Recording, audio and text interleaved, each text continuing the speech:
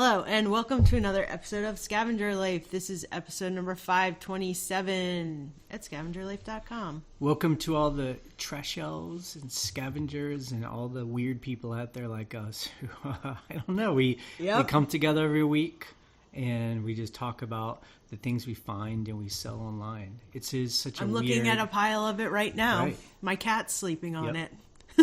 But let's just pull the Band-Aid off. This is actually going to be the last episode of this podcast. Ever.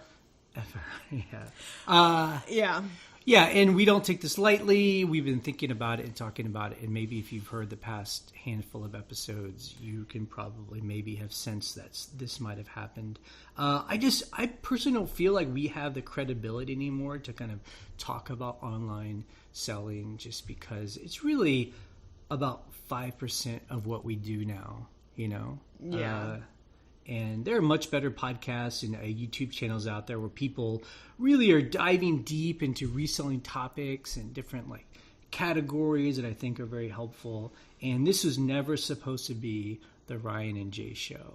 Like, you know, we're not influencers or whatever. Like, that's not... you know, so we're still going to continue selling on eBay. We're just not going to be documenting our weekly progress. Yeah. I mean, I don't think we don't have credibility.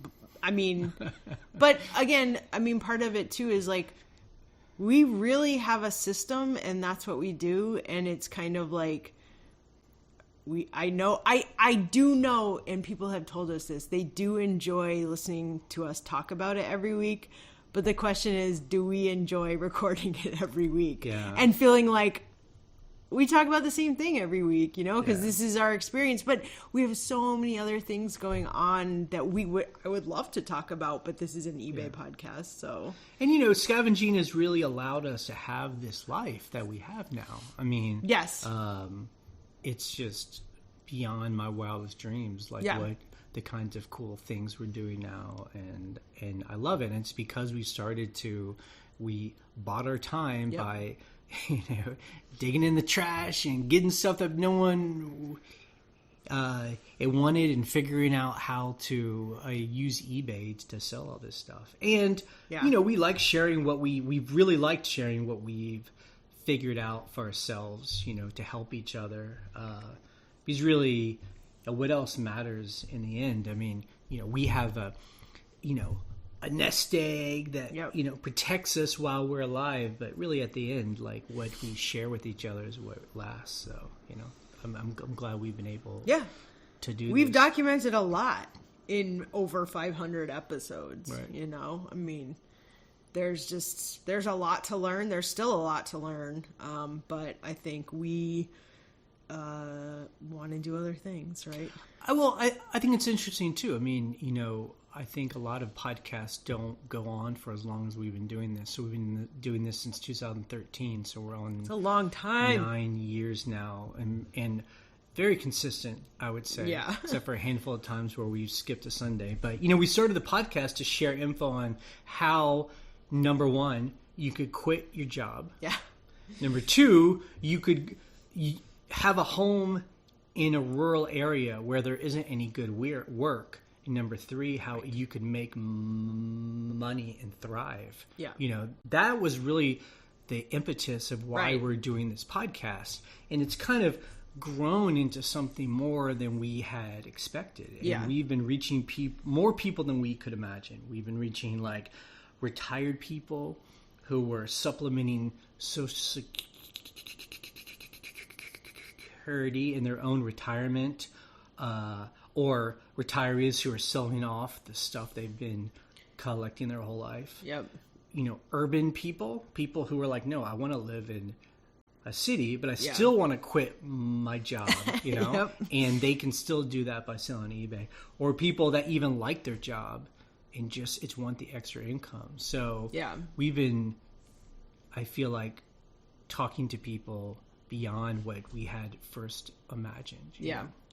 And, you know, I hope that, and I think that a lot of young people too are going to look towards this way of making a living because, you know, especially with the pandemic happening, you know, people are not wanting to work for low wage jobs and, you know, not wanting careers where they just sit in an office, you know, or they want to travel and do this at the same time, you know, live in a school bus.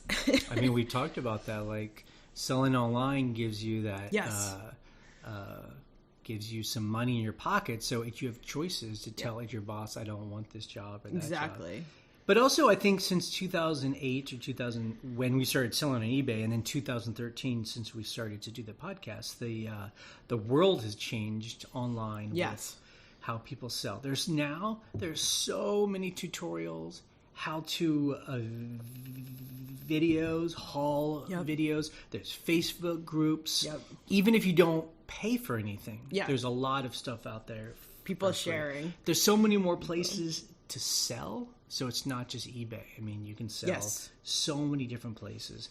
And there's so many people who I think are better teachers than us right now. I mean, I think we've done a lot of good teaching. But I think now I see there are people that really do deep dives into like certain kinds of antiques or certain kinds of stuff. And so it's good. I mean, there's lots of places to go now. And I think selling online is now really normal. You know, I mean, right? Because like, what else are you gonna do? Have a yard sale? I mean, which you can do. But... Remember when we started selling on eBay and people thought we were insane? And now I feel like if you tell people, "Oh, I sell on Etsy," or it's like a normal Facebook. Thing. Yeah, like people have Etsy stores as like a normal thing. And I hope we've done even a little bit to help make that a normal thing as well. I think so. And I think over time, like with technology, I mean, it's like everybody has a cell phone and it's mostly a smartphone. So it's like, of course, you just snap a photo. You know, not all listings are good, but, you know, anyone can do it. It's so much easier than us having a digital camera and moving the photos and editing the photos and like doing an HTML. Like eBay didn't even allow more than one photo, you know, for free. It was much more complicated. It's just like, sure. of it's course, become a lot easier. What a pain. I mean, I think it's interesting too that when we started having a big eBay store was kind of weird. You know? Like having 1,000 items, people would think there was something wrong. And man, we spent a lot of time, or at least I did, arguing with people online where if you have 1,000 item store where stuff just sits it's there. Not that you're doing anything wrong.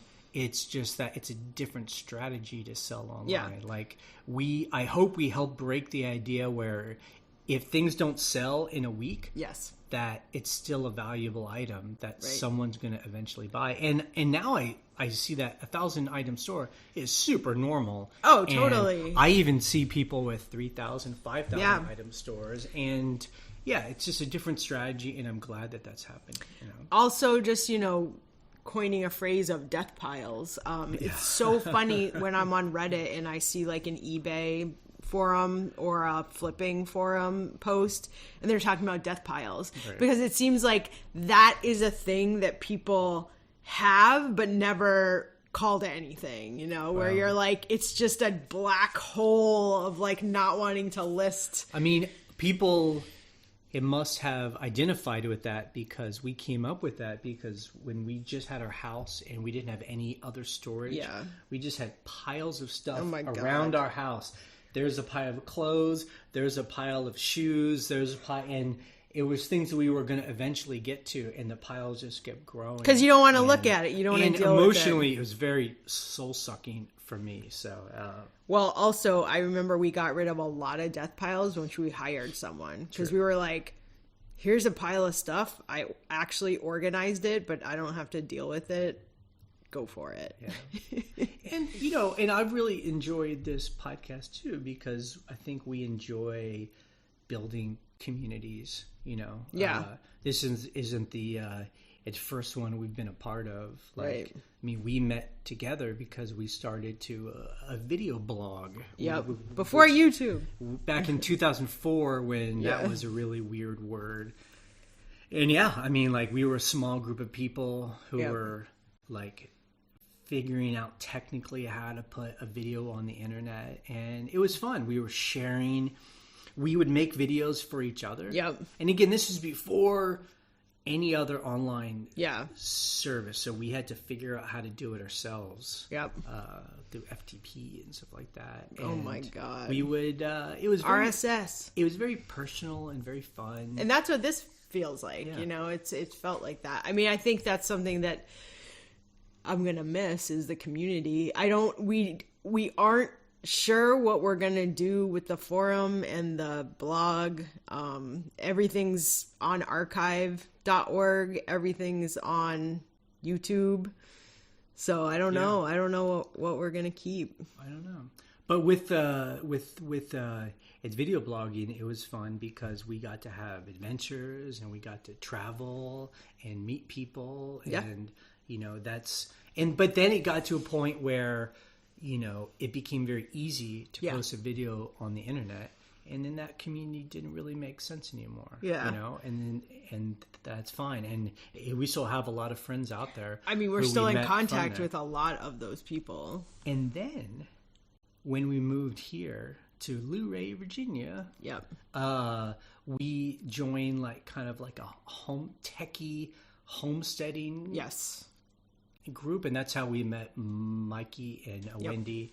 Anyone that remembers those early days of this podcast. And, you know, back then it was 2008, economy crashed. A lot of us. Yeah. How old? So you were like in your late 20s. 2008, and I was 28. I was like in my early 30s. Yeah. And we were like, we need to figure out how to survive when the zombie apocalypse comes. Well, we lost a lot of freelance work at that time. Nobody had any money to do video production. But we weren't the only ones. And we were noticing even back then, and this is pre-pandemic, obviously, younger people were realizing, well, if we buy in the country, we can afford a place that we own. And then we would travel and we'd all get together. And we would like teach each other how to like can food and like weld and I remember we did, you know. And ours was eBay. Yeah, and so that's funny. And then out of that came, because that was the one thing no one was figuring out that we thought had been important. How to make money. Yeah, even if you could make all of it your own food and fix your car and fix your house and do solar power, you still needed to make some amount of cash just to pay for things. Yeah. And so I remember when we all got together with Mikey and Wendy, we did like a presentation on how to sell on eBay. And that's why we started the podcast with them. Because we did that presentation and they were like, oh my God, there's so many yard sales and thrift stores and stuff where we live. Like there's all this crazy vintage stuff. They live in New Mexico or they did. And this other friend of ours that they live in Massachusetts now also bought a house out in the country, in quotes. It's now a very hot market.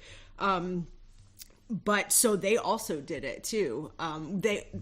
Libby and Tristan, we had them on the podcast a couple times. And so they would make things and sell them, and they would find things and sell them to supplement their income as well. So we had kind of a little group of people who were like scavenger techie nerds who were also just like trying to sell weird stuff on the internet. So, and some of us still do. So and so is really how this podcast started, and why we were doing it was basically to help other people who were like us, who were going out to parts of the country where there wasn't good work, because it was more and because there isn't great work. Like in the cities, it's totally affordable. You can buy, several acres and a house for nothing back then. Anyway, well, pandemic times is a little different. Yeah, it seems like now a secret is out, and people are now buying stuff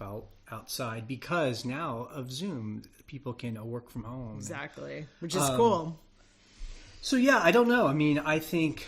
I like being parts of communities, and I'm even thinking like our town, we're becoming more and more involved in a local town. And I feel like instead of maybe being involved in an online community, we get more involved in our like little town where we know people. I mean, we are very involved in our little town, but this will give us a little more time to do that. Yeah.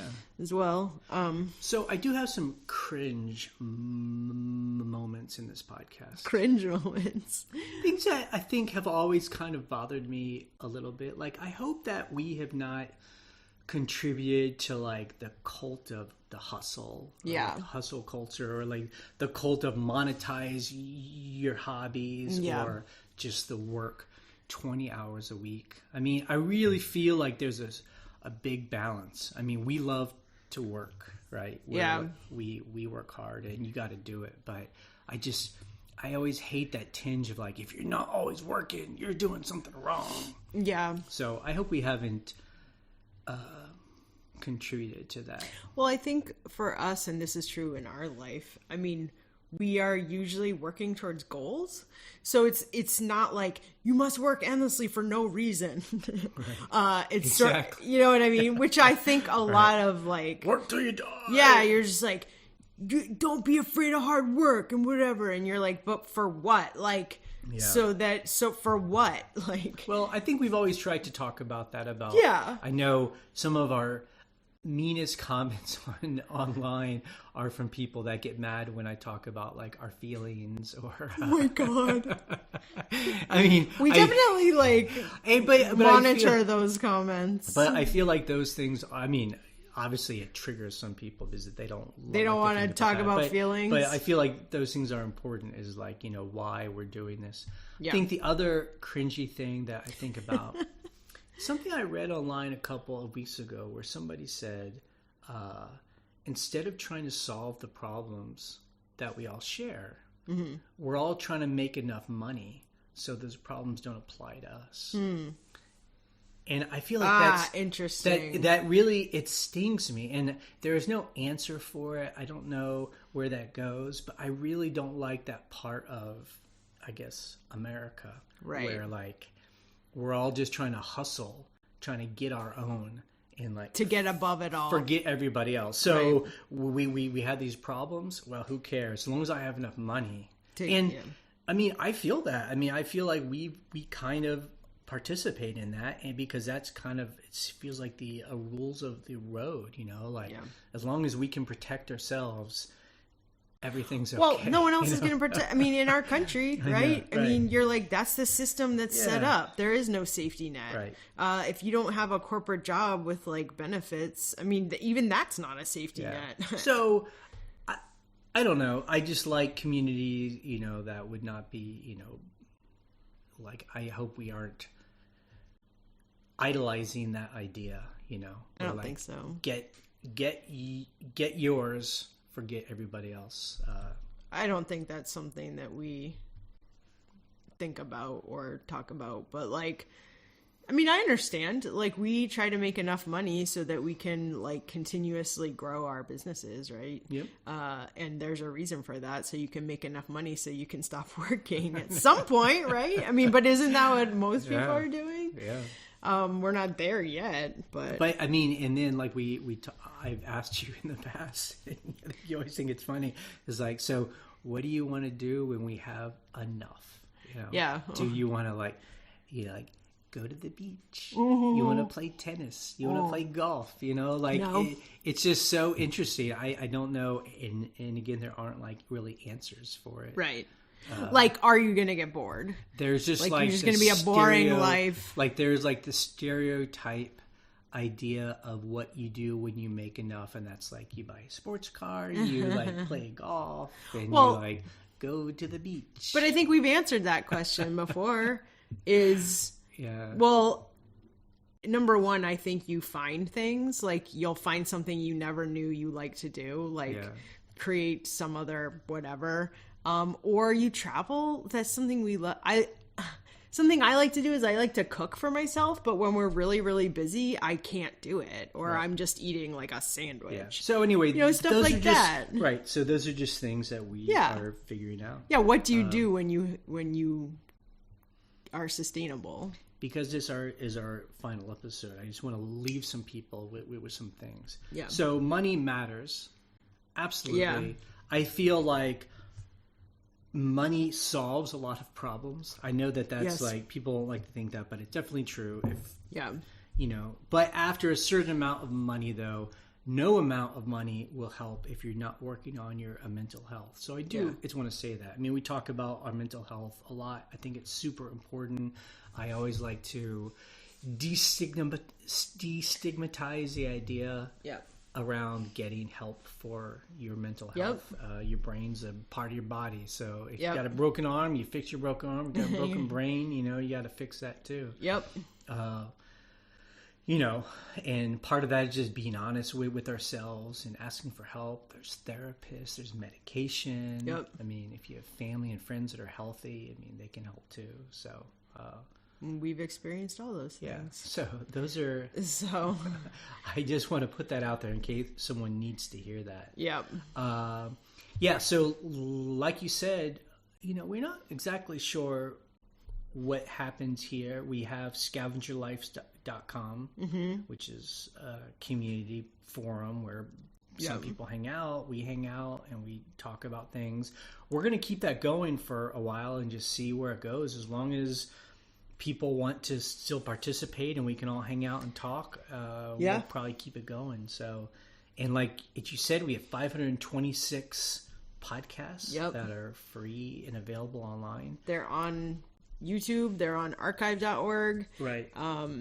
They'll be there forever. If you imagine each one is like half an hour long, some are longer, but in the early days they were shorter. Let's say they're an average and half an hour long. That's 10 days straight. Like if you without going play, to sleep, 10 days straight. So so that's like not listening while you're sleeping. That's like a month's worth of. We do have a link where you can download them all. Right. So I will be updating that with the rest of the podcast, the most recent podcasts. Offline. So if you want to download every MP3 we've ever done in one big chunk, it's like 7 gigs. Right.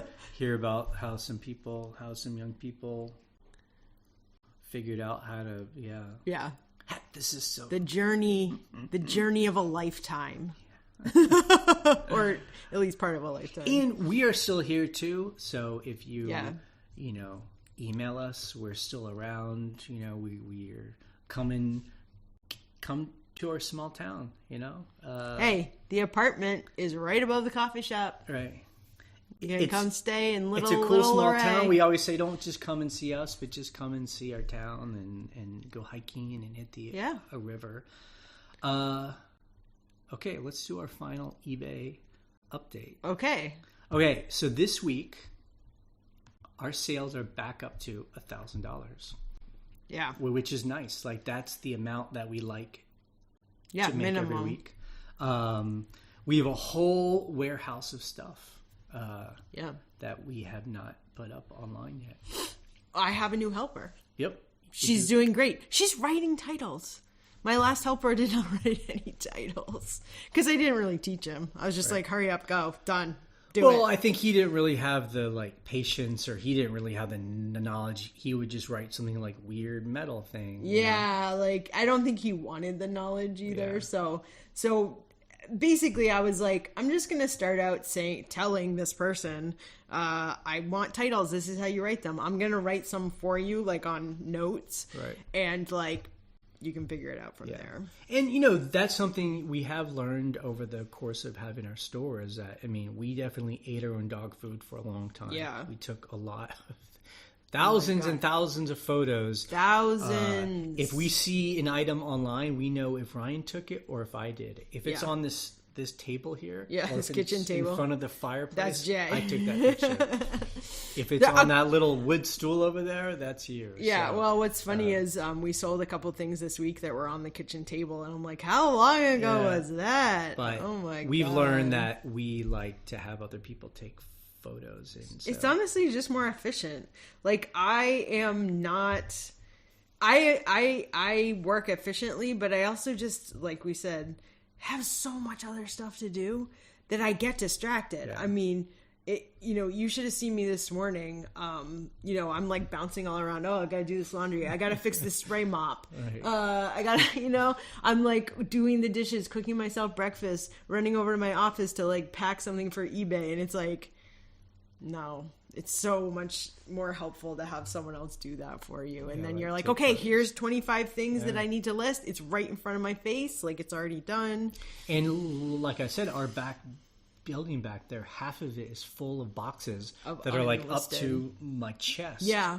It's probably a good like 10 by 20 space full of boxes of stuff we need to sell. So it's fun when our helper comes, we go and we're like, I have no idea what's in any of these boxes. And these are our piles of death. Yeah, it's a death warehouse. Yeah.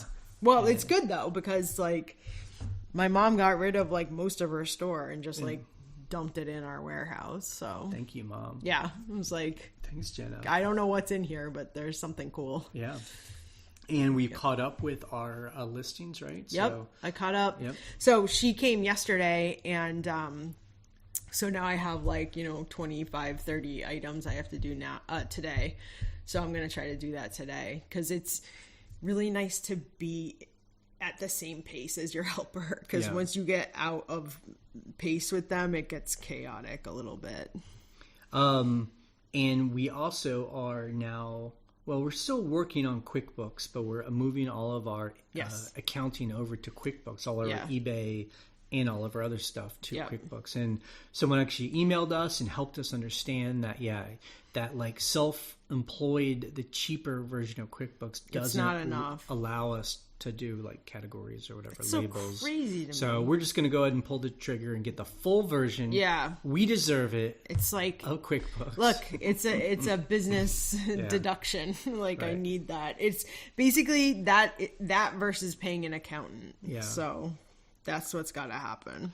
It's about time. Yeah, this Friday I was sweating in the boxes. I went to like a kind of like a yard sale, estate sale, and it was so hot. Oh, it was so hot out. Afternoon, and it was just like the old days, right? Oh my God. I was digging in the boxes. Yep. It was like, I'm assuming someone died. Yeah. And someone dropped off all the stuff they didn't want. Yeah. Dozens of boxes. And it was like a bag sale. So you could go through and put it in bags. And I was hot. It was sweating. It was just dripping sweat. Humid. But I was digging in there, and like one box had just, and it was like tie pins and trinkets. Oh, okay. I got to go through all that. And I was just going through it, and it was great fun. And I was filling up a box because, other people are like me. When we go shop. You're not just having like 3 things in your hand. I was filling up a box full of stuff, and I would have people come up and start going through my box. And I would have to tell them, that's my box. One lady even said, I don't see your name on it. I was like, that's my box, lady. So I was ready to throw elbows. Which is hilarious, because if I was there, I have Sharpies in my purse. I would have been like, well, put my name on it. Here it is. But that's really what scavenging is. Yeah. And I can't imagine ever not doing that, And what's so fun is like, I was at home and you came home with this box and you're dripping in sweat and you're just like, I don't even know what's in here. Yeah. I don't even know what I got. It's so fun. And it's just like, again, some things have not changed in our lives.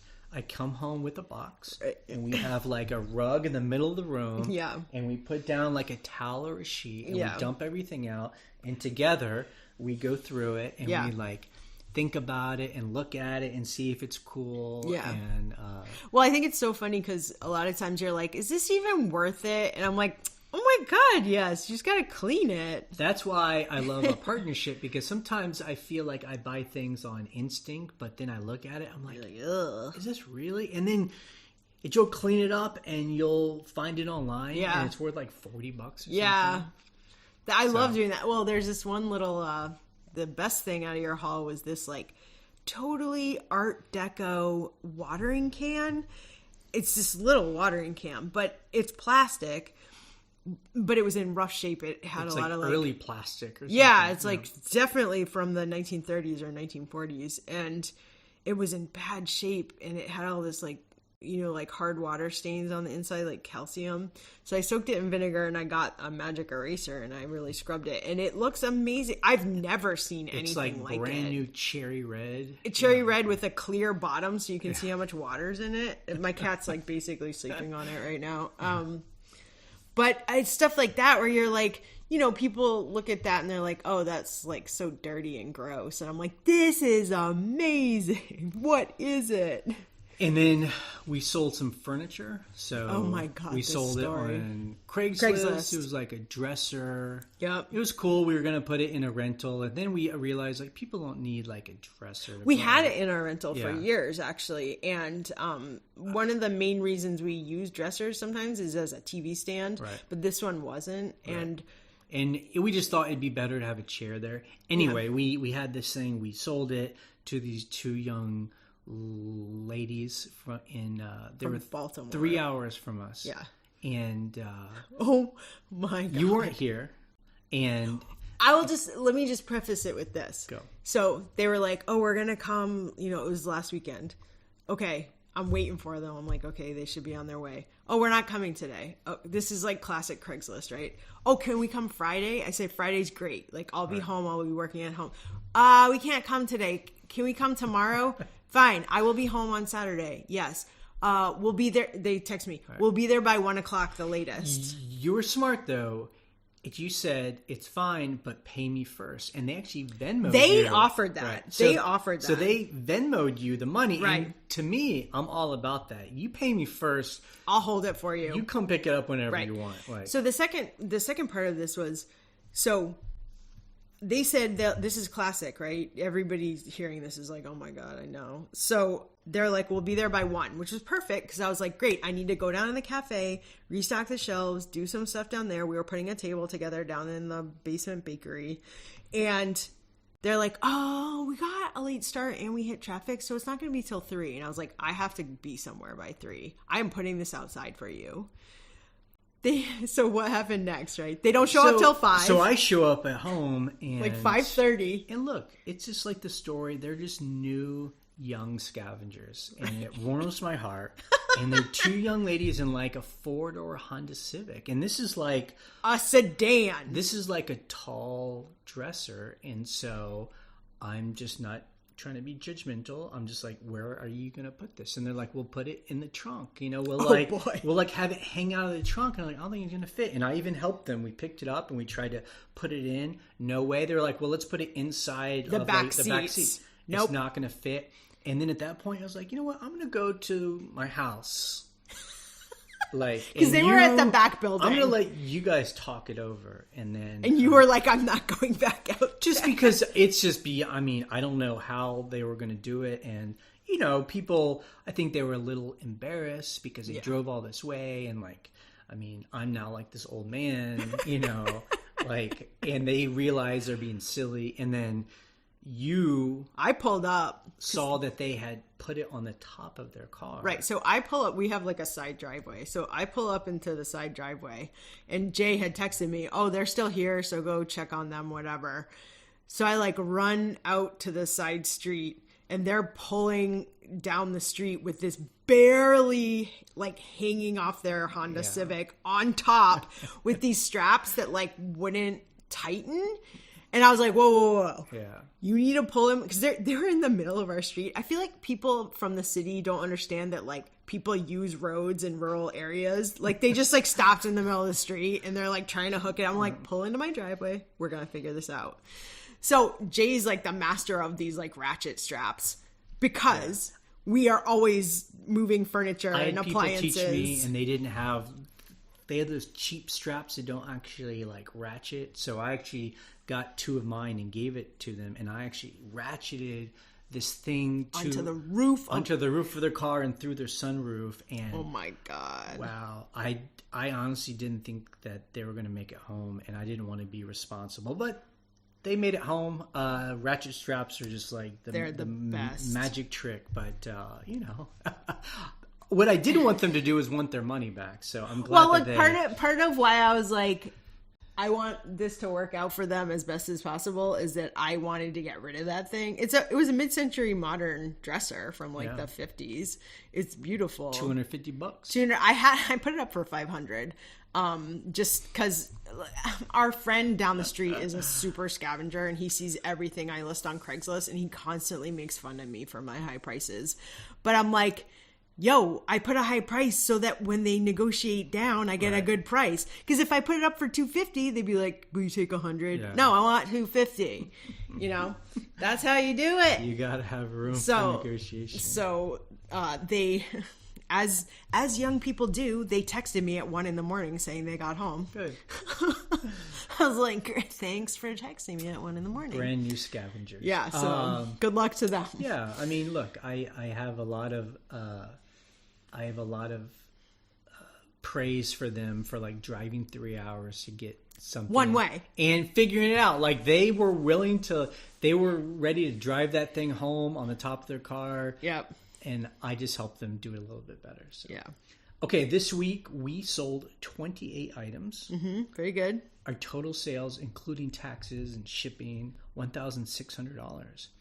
After taxes and fees, sheesh, we made $1,169. Not bad. We sold some high dollar items, like you said, not including that dresser. That dresser is not included in these prices, but we did sell another piece of like mid-century furniture. This like kneeling stool. We sold one before. It's like, I don't know. My mom used to have one. It must have been a thing. It's like, so you sit at your computer and you're kind of like kneeling, and so I guess it keeps your back straight. Yeah. So I don't know. Ergonomic. It was cool, but we sold that for $225. $225. I mean, $239. That $239. Yeah. The only problem is now I have to ship it. I mean, it's large. It's not massive, but it's like definitely. I think they paid quite a bit for shipping because it's super oversized and it's made of solid oak. Yeah.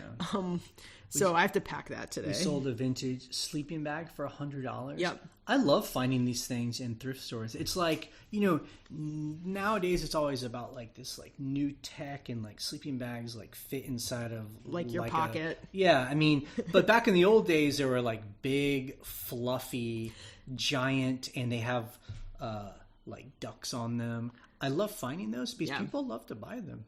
Well, they're great. I don't know why. Well, they said we have another one of these, and it's like been worn out so much that we wanted another one.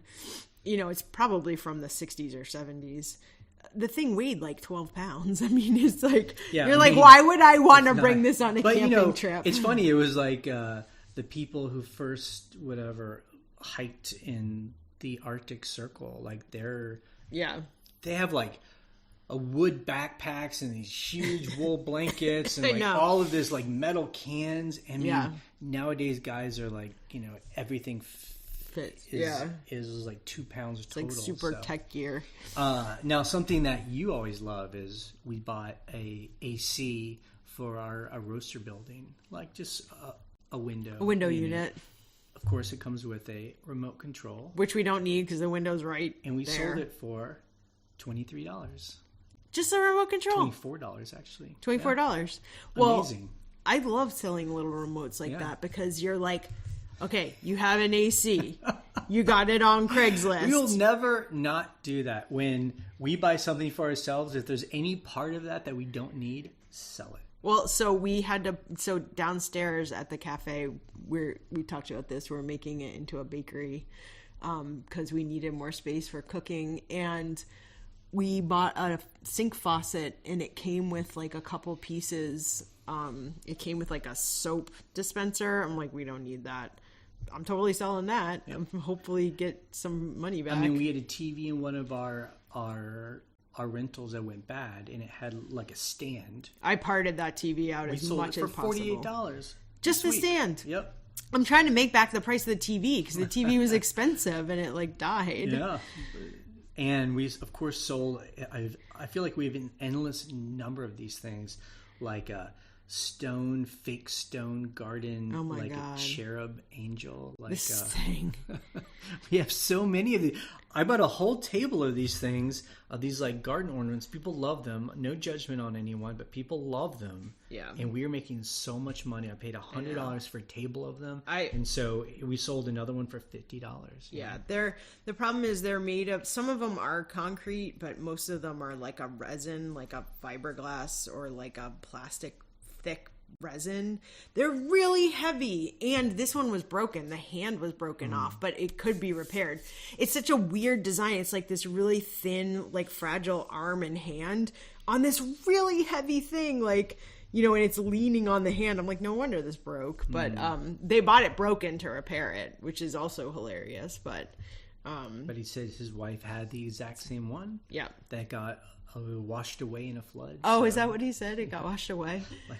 what a story. Well, the funny thing was he was in South Dakota, somewhere in the Midwest, and he was like, "Why is shipping so expensive?" And which is hilarious because I'm like, I have the answer. I'm like, well, it's over 12 inches because it was like 14 inches wide.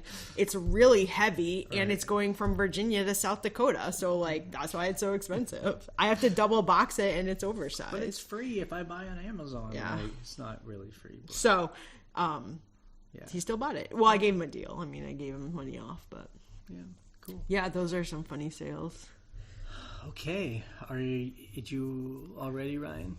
We want to thank everyone who has listened to us over these years, who's called in, who's shared their stories with us. I mean, people write to us and tell us, you know, why they're doing things. Yeah. I mean, Yeah. I love talking to other people about this stuff. That's why we started the podcast, right? And we want to thank people who have given us advice over We've these learned years, so much. who have like hiring people, like that was something I wouldn't. new. Amazing. You know, QuickBooks, storage. I mean, who have made our lives Doing better. scheduled listings, inventory. Yep. Oh my God, using inventory numbers. That took way too long. I sent you this today. Someone on the forum. It's Popeye postcards. Oh yeah, Popeyes. Who we met in person. Yep. He said that he had these like really weird slow days, and he did that thing that I always think is a conspiracy, but he showed screenshots and graphs where he ended everything, relisted. It said it took him like 5 hours because he has like 28,000. I was gonna say, but he showed how like one day he sold whatever 20 things, and like the next couple of days he sold like, you know, $600 worth of stuff. So I don't know, just throwing it out there. I feel like I'm gonna like lose listings. Well, eBay's pretty good when you end stuff and you go into your, in quotes, unsold.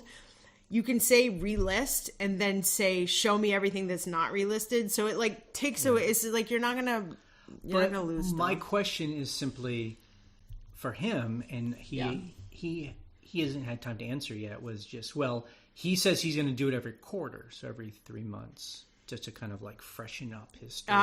But my question is, well, if it works like that, why not do it every week? I mean, that's what some people say that they do, is like do it every week or do it every day. You know, like is there a point where it's too much, where eBay will start to ignore those things? Yeah, I don't know. good question. Well, those are, those are the things that we all kind of talk about.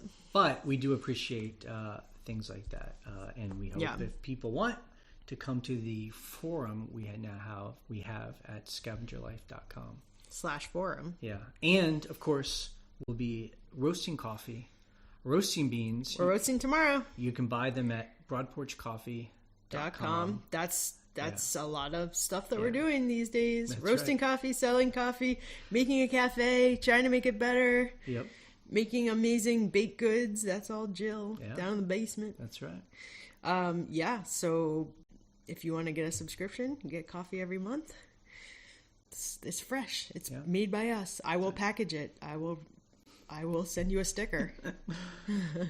Okay. This podcast is ending forever. In 3, 2, 1. Bye.